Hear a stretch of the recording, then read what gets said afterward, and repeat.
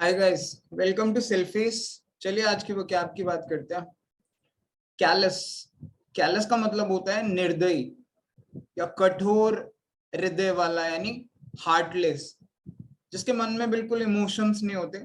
ऐसे इंसान को कैलस कहते हैं। जैसे जो बेजुबान जानवरों को ऐसे काटते हैं, या जीसस को ऐसे क्रॉस पे लटका दिया गया था, ऐसे लोगों के अंदर बिल्कुल भी दया भावना नहीं होती। इस प्रकार के लोगों को कैलस या निर्दयी कहते हैं। अब इसे याद करने के लिए एक्चुअली कैलस रूट वर्ड के हिसाब से बताऊं तो कैलम वर्ड से बना है, जिसका मतलब होता है हार्ड स्किन। जब पहले लोग नंगे पैर काफी चलते थे तो उनके पैरों की जो स्किन होती थी वो काफी हार्ड हो जाती थी, तो कैलम का मतलब हार्ड स्किन था। उस कैलम से ही ये वर्ड कैलस आया था कि वो इंसान जिसके दिल की स्किन काफी हार्ड हो जाए, यानी उसको फर्क ही ना पड़े किसी के दुख दर्द से, उसका दिल इतना पत्थर का हो जाए कि वो बिल्कुल निर्दयी हो जाए। इससे कैलस आया था। तो एक तरीका तो ये है रूट वर्ड का। दूसरा तरीका है जो नॉर्मली हमारा जुगाड़ वाला तरीका होता है, कैलस को काल अस। काल सुना आपने? हिंदी वाला काल, इंग्लिश नहीं। हिंदी काल में भी दो मतलब होते हैं। जैसे काल का मतलब समय भी होता है और काल का मतलब मौत भी होता है ना। काल अस, अस इंग्लिश का है और काल हिंदी का है। तो काल हम सबको बुला रहा है, बिकॉज अल्टीमेटली हम सब एक दिन ये दुनिया छोड़ के जाने वाले हैं। तो काल जो है वो सबको बुलाता है, उसके दिल में किसी के लिए दया नहीं होती है, तो काफी निर्दयी होता है। इस तरीके से आप ट्राई कर सकते हो कि काल अस हमको बुला रहा है, तो इससे कैलस आप निर्दयी या कठोर याद कर सकते हो। नेक्स्ट वर्ड है कैंडोर। कैंडोर का मतलब है somebody who is very honest, frank, जो बिल्कुल साफ साफ अपनी बात कहता है ना।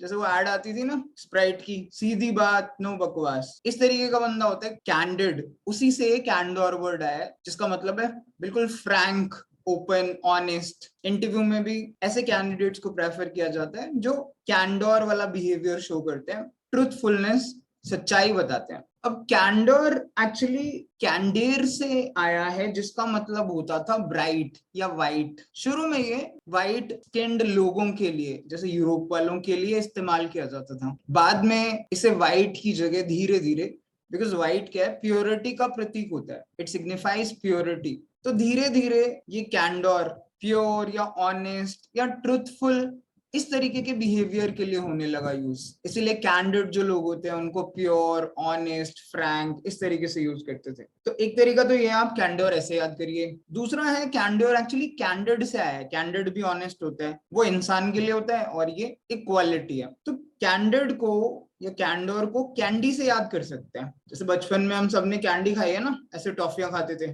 तो व्हाइट कलर की कैंडी से याद कर सकते हो आप।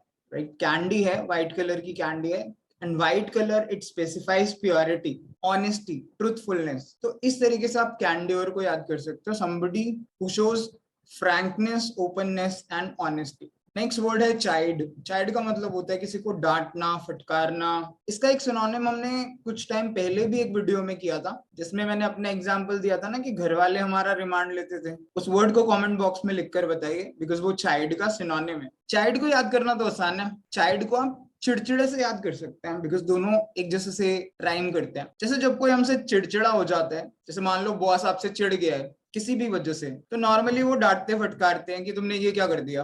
या जब घर में मम्मी पापा चिढ़ जाते हैं कि बच्चे पढ़ाई नहीं कर रहे हैं, तब उनको भी डांट पड़ती है। तो ऐसे आप चाइल्ड को चिढ़ने से याद कर सकते हो। चाइल्ड का मतलब वैसे एक्चुअल में डांटना, स्कोल्ड, रिप्रीमेंड, चेस्टाइज, रिब्यूक, रिप्रूव, रिप्रूफ, इनवे, ये सारे चाइल्ड के या डांटने के सिनोनिम्स हैं। हमने इतनी डांट खाई है कि इतने सारे चाइल्ड के सिनोनिम्स बचपन में ही याद कर लिए थे। नेक्स्ट वर्ड है सरकमस्पेक्ट। सरकमस्पेक्ट का मतलब है somebody who is very careful, काफी सावधान, चौकन्ना रहने वाला इंसान।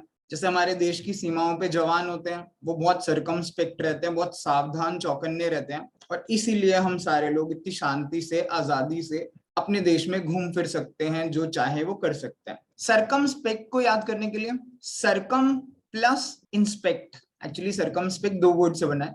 सरकम होता है जैसे सरकमफ्रेंस, यानी चारों तरफ। सरकमफ्रेंस होता है ना एक सर्कल का सरकमफ्रेंस, उसकी परिधि, यानी अब जब हम सर्कल में बाहर बाहर चारों तरफ घूमते हैं, वो सरकमफ्रेंस होता है, ठीक है। और उस पूरे सरकमफ्रेंस यानी सरकम को इंस्पेक्ट करना। इंस्पेक्ट करना क्या होता है? इंस्पेक्शन होती है ना स्कूल्स में, ऑफिसेज में, कॉलेजेस में। इंस्पेक्शन में क्या होता है? चेकिंग होती है। तो जब कोई सारे के सारे एरिया की या जगह की या चीजों की इंस्पेक्शन करता है, काफी सावधानी से चीजें देखता है, बहुत केयरफुल होता है, इसे सर्कमस्पेक्ट कहते हैं।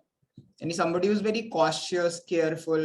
So you can try to remember circumspect in this way. The next word is coerce. coerce का मतलब है किसी को मजबूर करना, फोर्स करना, विवश करना किसी काम के लिए। किसी के गले पे तलवार रख के बोलना हाँ भाई अब तुझे ये काम करना ही करना है। या छोटे छोटे बच्चों को देख लो, सुबह उनको जब स्कूल छोड़ने जाते हैं तो बेचारों को ऐसे नींद में उठा के बसों में या स्कूल में भेजा जा रहा होता है, तो उनके लिए वो भी बेचारों के लिए कोर्स ही होता है कि हमें जबरदस्ती भेजा जा रहा है। तो कोर्स का मतलब है जब कोई चीज प्रेशर से या मजबूरी में की जाए। इसे कोर्स को याद करना, तो कोर्स और फोर्स ये सिनोनिम्स है। कोर्स को आप फोर्स से याद कर लीजिए, दोनों सिनोनिम है। फोर्स जब अप्लाई की जा रही है आपके ऊपर किसी चीज को करने के लिए तो वो कोर्स ही होता है। सो कोयर्स मतलब if you have been forced to do something, इस तरीके से आप याद कर सकते हो। ओके गाइस, सो ये थे आज की वो क्या। I hope you like the session. So do like the video, share it and subscribe to the channel. चलिए अगले वीडियो में मिलेंगे कुछ नए वर्ड्स के साथ, तब तक के लिए बाय बाय, टेक केयर।